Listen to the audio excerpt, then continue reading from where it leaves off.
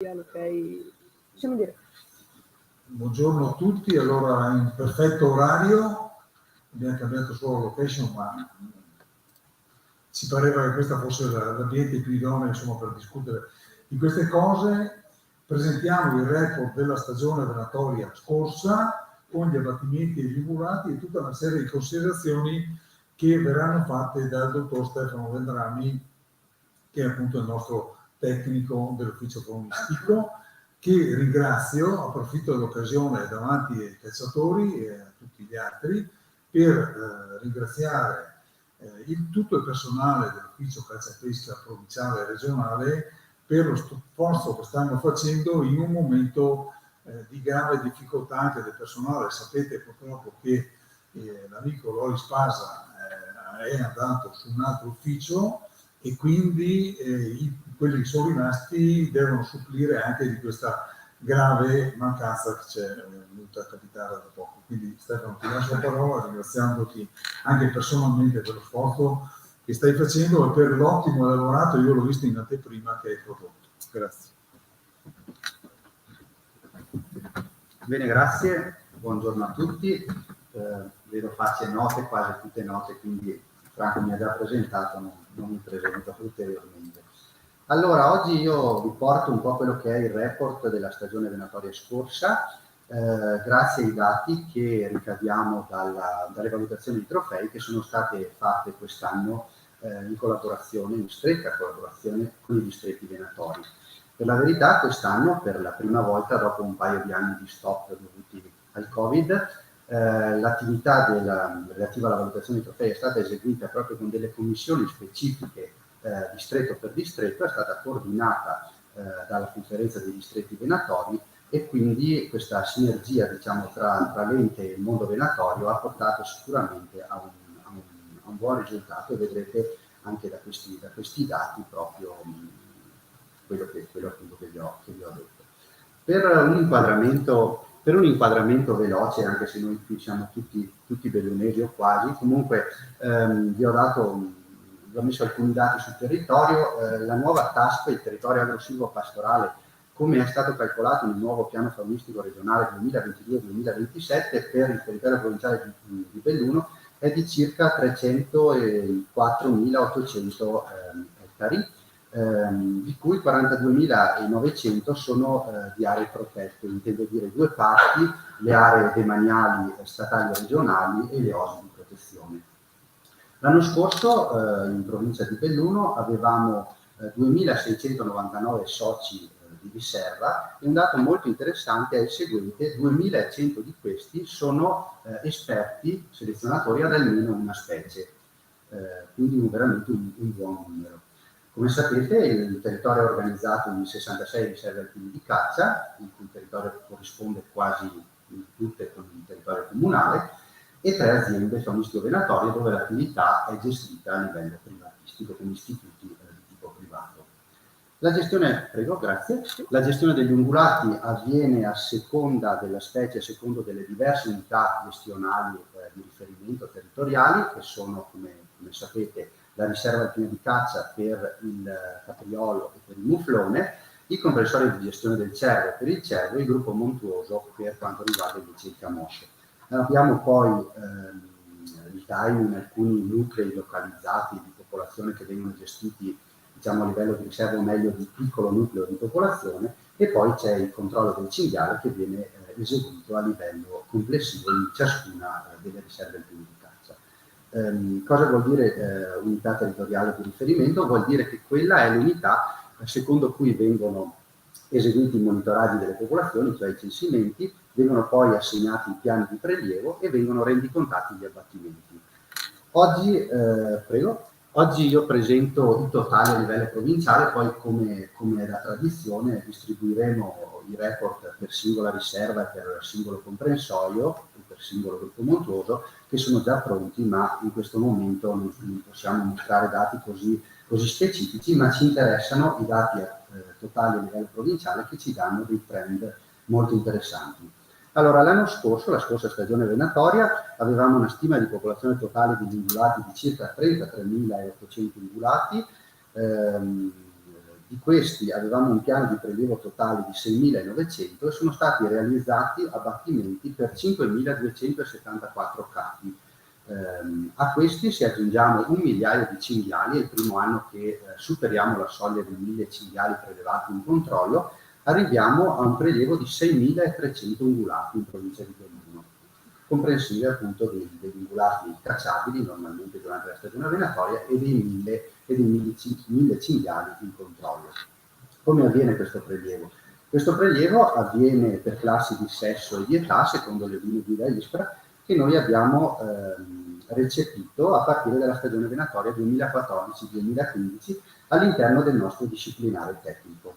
E quindi la reportistica che segue proprio, che vi presento adesso, segue proprio queste indicazioni, questa tipologia di gestione. Allora, questo è un dato medio degli abbattimenti a livello provinciale.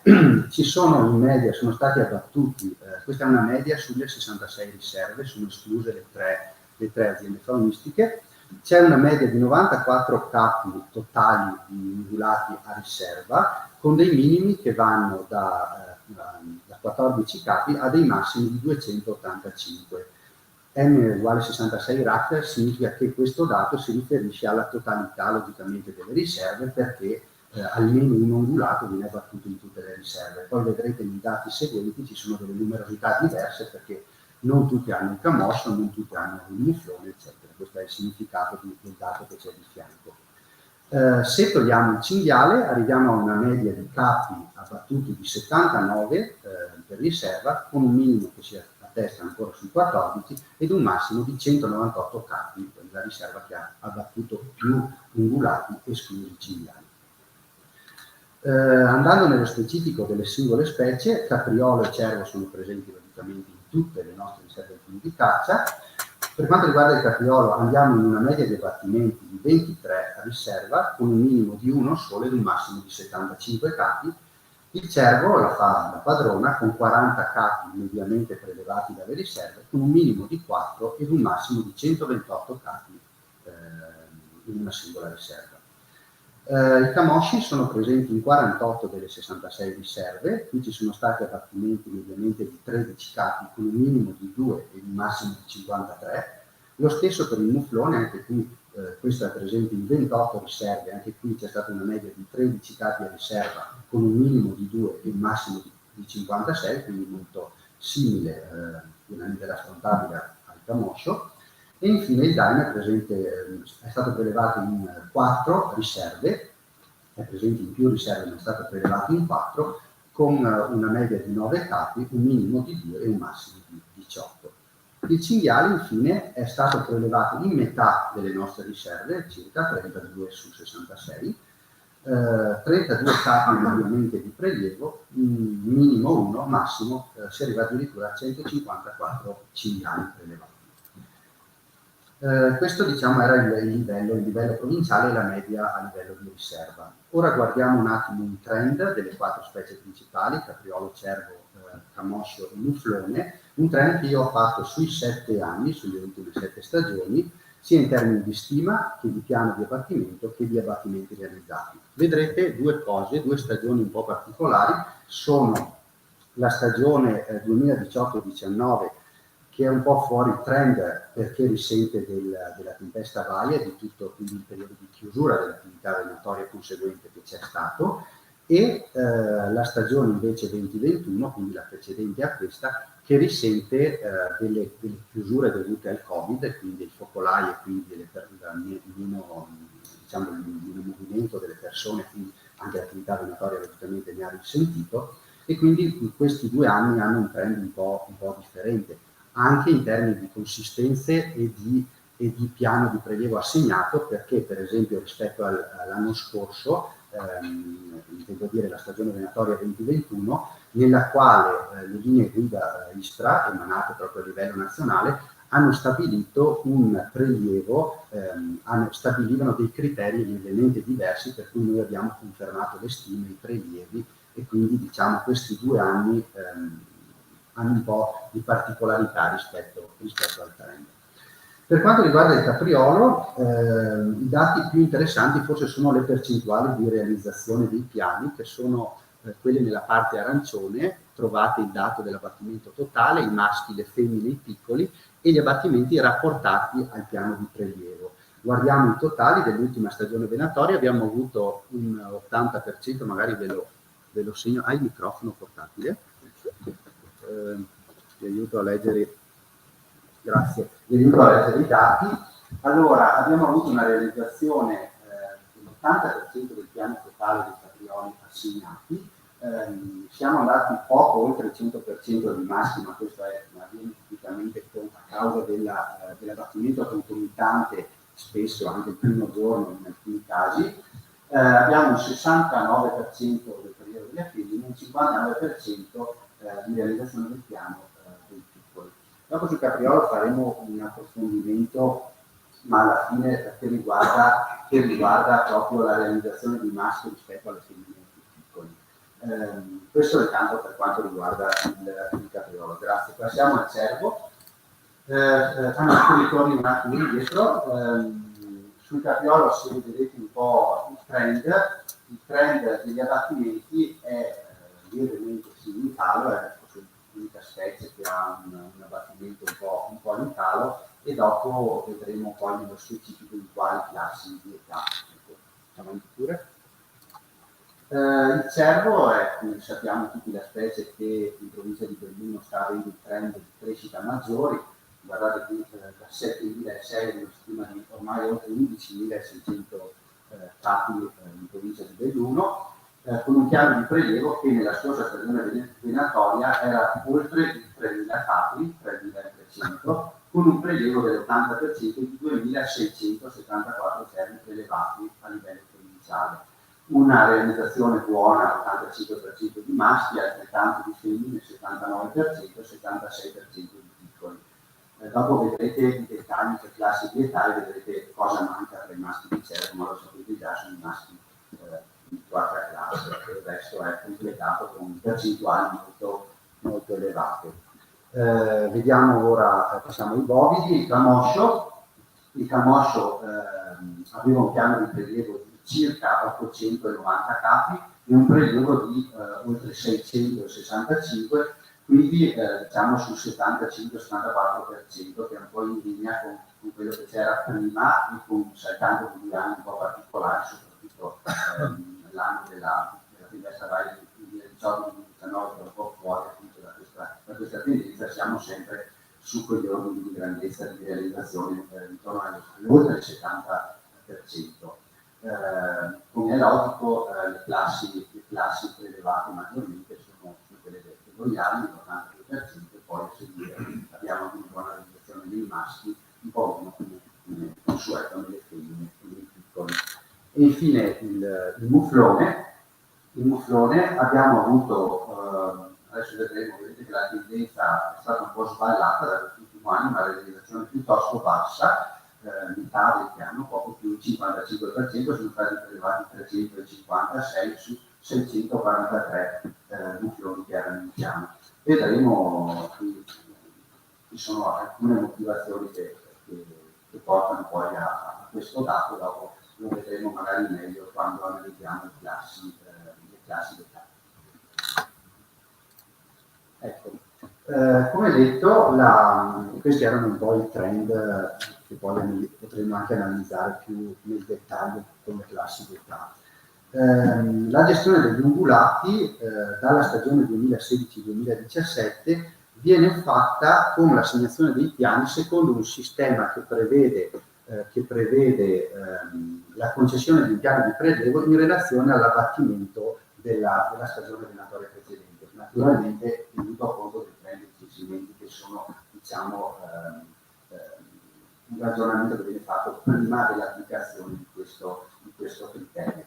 Comunque questo criterio prevede che il piano di prelievo assegnato nella stagione seguente sia proporzionale diciamo, alla realizzazione dei piani dell'anno precedente. Prego.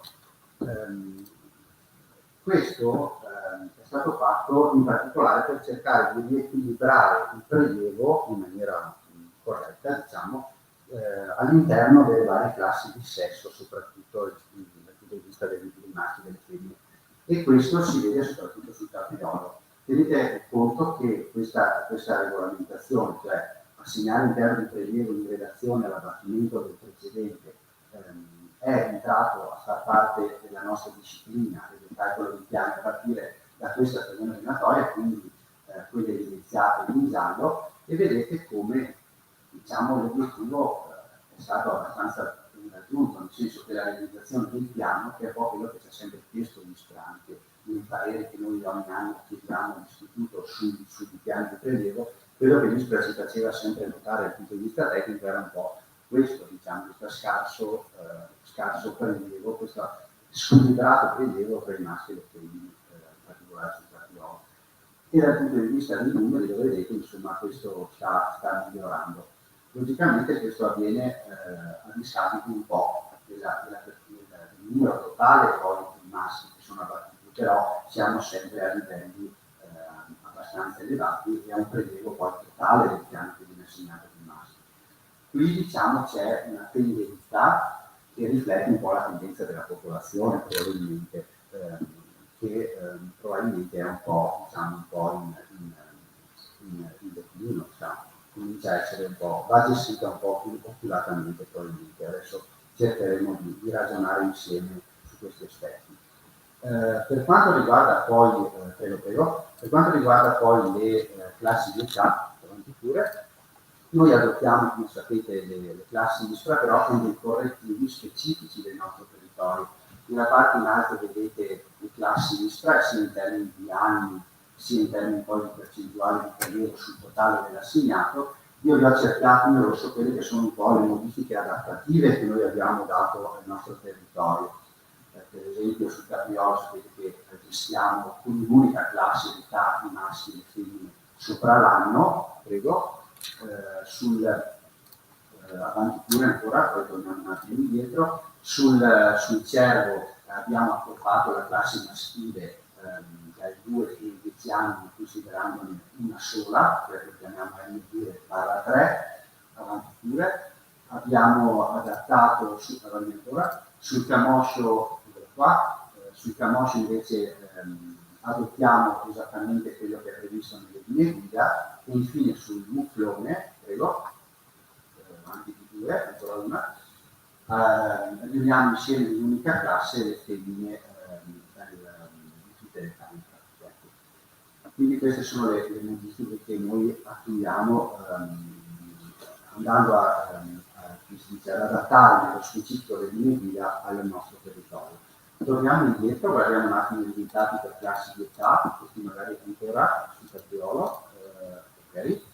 Allora, dal punto di vista delle classi di età, sul capriolo differisce poco dal totale, perché l'unico aspetto è questo, è l'applicazione della divisione per sesso dei piccoli, perché poi la divisione maschi, femmine e piccoli è logicamente uguale al totale, quindi passerei invece all'analisi del cervo, che è più specifica. Questi ve li leggo perché sono dati un po', come si dice, difficili da inserire in un'unica slide leggibile, e quindi io ve li vado un attimo ad illustrare. Allora, per quanto riguarda le classi di età del cervo, abbiamo avuto una realizzazione dell'80% di maschi fusoni di prima classe, siamo andati oltre il 100% dei maschi di seconda e terza, sempre per il discorso della contemporaneità degli abbattimenti e anche per qualche errore di classe che è stato fatto. I maschi di quarta classe, cioè i maschi vecchi di cervo, sono stati realizzati per un 18%, qui siamo un po' in linea con gli altri anni, siamo su una 25 capi di cervi vecchi, diciamo, abbattuti a livello provinciale. Le sottili sono state abbattute per il 61% dell'assegnato e il 93% invece per le femmine adulte, diciamo dai 2 anni in su. Quindi una buona realizzazione in tutte le classi per quanto riguarda il cervo. Per quanto riguarda invece il camoscio, abbiamo avuto una realizzazione oltre l'80% degli iali, l'82%, siamo all'87% dei maschi, con il 94% di maschi di 2 e 3 anni, oltre il 100% dei maschi di terza classe, sempre per il discorso della concomitanza e di qualche errore, un 16% dei maschi vecchi di quarta classe, 60% di femmine di seconda, 105% anche qui un po' sopra, sempre per causa di qualche errore, per le femmine di terza classe e un 30% delle femmine vecchie di quarta classe. Infine il muflone, che è l'ultima delle slide per classi d'età, questa qui gestiamo dividendo per classi fondamentalmente solo i maschi.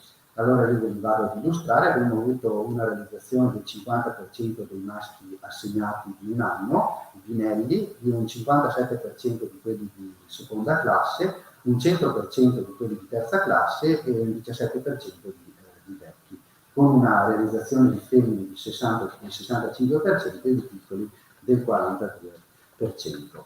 Ecco, questo è un po', io ve li ho anche illustrati in maniera un po' veloce, però poi chi è interessato riceverà tramite i distretti venatori e le singole riserve alpine di caccia il dettaglio del proprio territorio, quindi poi potrete analizzare nello specifico come è andata riserva per riserva, distretto per distretto. Ultimi, vi rubo ancora 2 minuti, due slide riguardano il sistema sanzionatorio per il mancato rispetto delle classi d'età. Noi abbiamo introdotto dalla stagione 17-18 un sistema sanzionatorio a punti tipo la patente, forse qui tutti lo sanno ma lo ribadisco.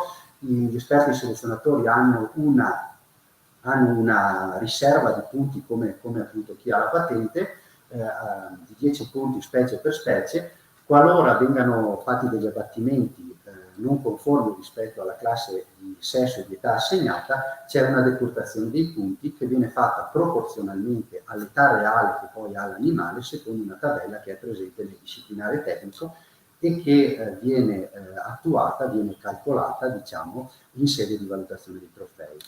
Quindi questo è stato un aspetto importante e vedete che ha anche dato buoni risultati, perché se va avanti nella slide seguente, grazie, vedete che gli errori di classe sono molto pochi. Allora, questi sono gli errori di classe che determinano una decurtazione di punteggio.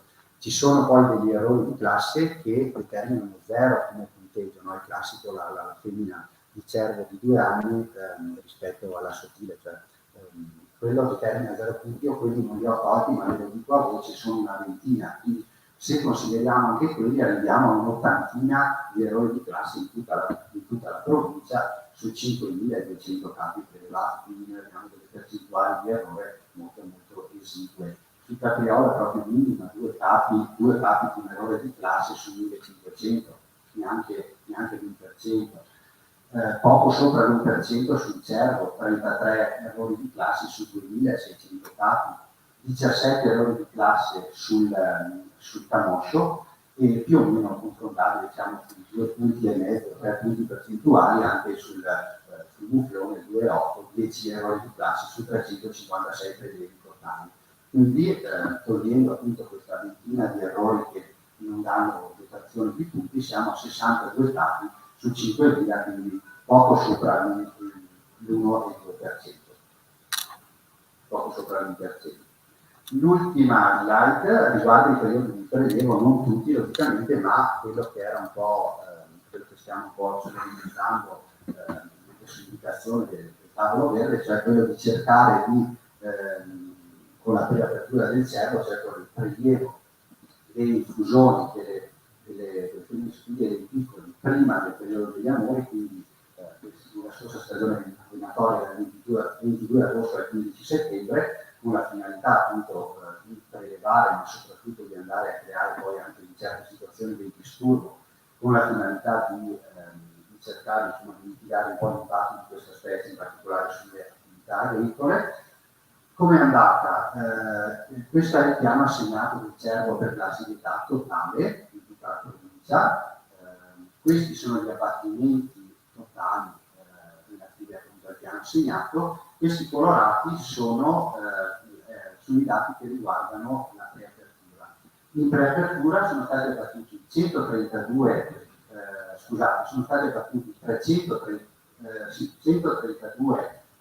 maschi fusoni su 332, totali di tutta la stagione venatoria, quindi un 32% in pratica del piano assegnato e un 40% del totale abbattuto durante la stagione venatoria.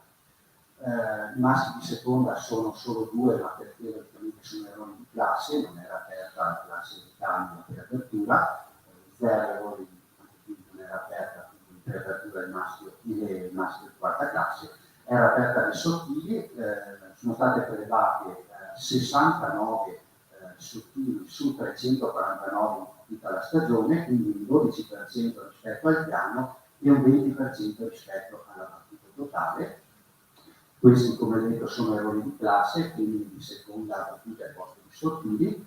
E infine i piccoli, abbiamo un prelievo di 146 capi di preapertura su 850, quindi in pratica un 13% dell'assegnato e un 17% dell'abbattuto totale.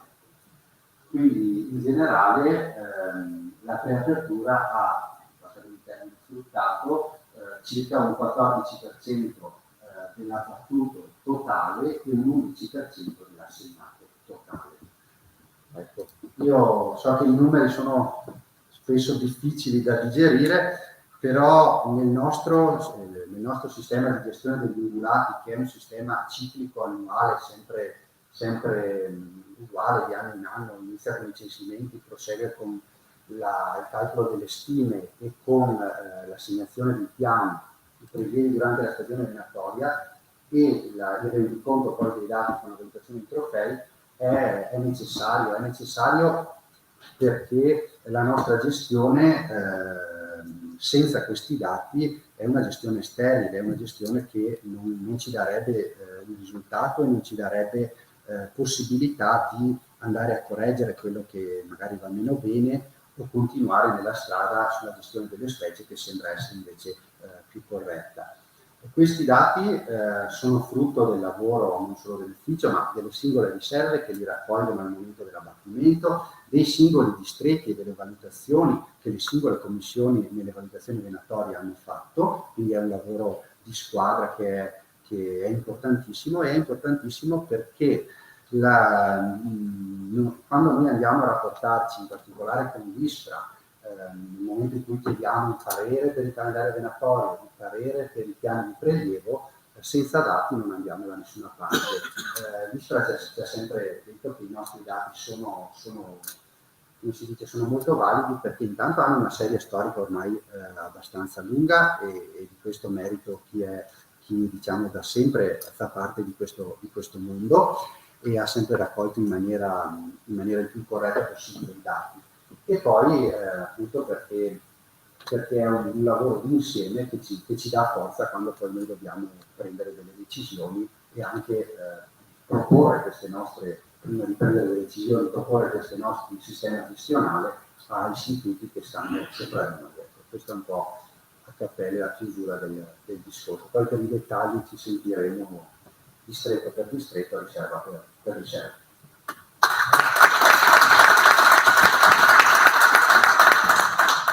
Grazie Stefano. Invece dovevo venire qua. Mettiti pure la Stefano, grazie.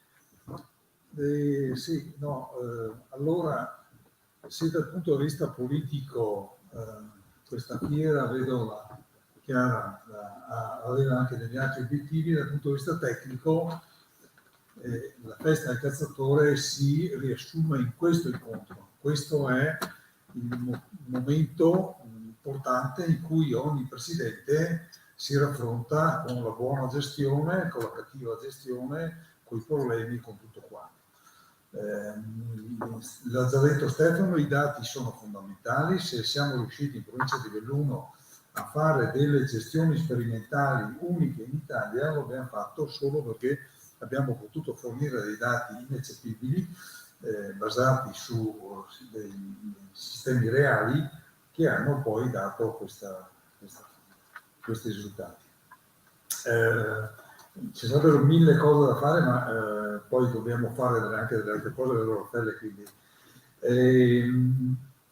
Però volevo dire a tutti quanti, lo diremo anche dopo giù, questi dati sono frutto di quello che hanno fatto i cacciatori, ma anche di cacciatori fuori dello sparare, non si è cacciatori solo quando si spara, ma quando si fa il censimento, quando si fanno la mostra dei trofei, quando ci si interfaccia con Stefano organizzando in maniera corretta la raccolta dei dati. Ecco, quindi veramente un plauso, lo dico al dottor Zanetti, che è stato nominato recentemente il responsabile e il coordinatore dei distretti, per questo enorme e grande lavoro che dobbiamo fare. Forse siamo diventati anche un modello, voglio dire, in cui il pubblico e privato ci collaborano e danno questi risultati. Prima di passare 5 minuti però, perché poi sennò diamo la parola a voi, io vorrei chiamare sul palco un amico, Herbert, vieni Herbert, ti prego, per un saluto. Herbert, ecco, vieni qua un secondo che Herbert è venuto a trovarci da via. Herbert è stato per molti anni a Cortina a fare la guardia. Io l'ho conosciuto quando appunto era la guardia del Parco del Domitino a Pezzo, è stato uno dei più grandi nostri collaboratori per quanto riguarda un altro aspetto di cui avevamo parlato l'anno scorso, che è la formazione. Cioè, io da Herbert ho imparato molto, anche a bere, no scusa, ho imparato molte cose. Se c'è una persona che volete chiedere qualcosa di Camossi, Herbert è la persona che io ne ho conosciuti tanti, professori universitari, ieri sono succeduti qua, tanti che hanno insegnato, però sul campo Herbert è un grande, quindi davvero Herbert, grazie per essere venuto a trovarci, sei sempre il nostro ospite, poi ti avremo ovviamente a pranzo con noi, ti prego fermati. A questo punto qua 5 minuti di domande, di osservazioni, di considerazioni e poi passiamo su. Prego. Nessuna, no, prego.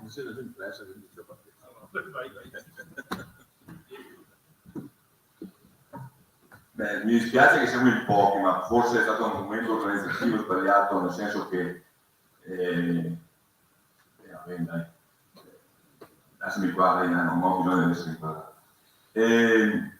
Volevo fare complimenti a Stefano e ovviamente a Stefano, a tutti coloro che operano sempre di più in questa provincia in maniera sempre più scientifica, tra virgolette, no? Nel senso che quello che si fa poi ci permette di avere gli abbattimenti in caccia, ovviamente, il prelievo.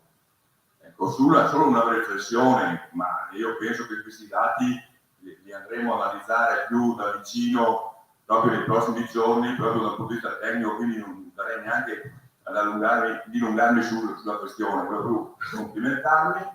Volevo dire che la fiera fino adesso è andata molto bene, per quanto riguarda i numeri, parlavo prima con lei, insomma i numeri forse speravamo qualcosa di più, però più di pieno non si può avere, e ieri l'altro, forse grazie anche a un po' di pioggia, ci ha aiutato e quindi abbiamo avuto veramente una ripresa della fiera molto molto importante. Quindi con me era per finita birra, pensavo agli altri, perché avevo minuti fa, no? Vabbè, battute. E invece subito dopo di qua, tutti giù nello stand a caccia della festa cacciatore, perché facciamo le filmazioni del fototrappolaggio intitolate al nostro caro amico Beppe Torme, e il discorso del migliore trofei. Sarà un po' un casino perché siamo arrivati addirittura d'arrivo al momento di pranzo, c'è un po' di confusione, però ho già consiglierò ai miei amici e collaboratori che ringrazio ancora per mantenere un po' di silenzio, perché anche se la voce grossa del nostro generale qualcuno non è riuscita a zittirli, cercheremo di farlo in maniera nel meno tempo possibile, ma è necessario e importante anche questo aspetto. Io direi che la prossima intitolazione, ormai l'abbiamo detto più volte, invece che caccia pesca e natura, diremo natura, caccia e pesca, perché questo sarà il nostro titolo nuovo della Fiera di Baroni. Grazie. Hai già detto tutto tu, Raffaele, andiamo. Il programma in carta.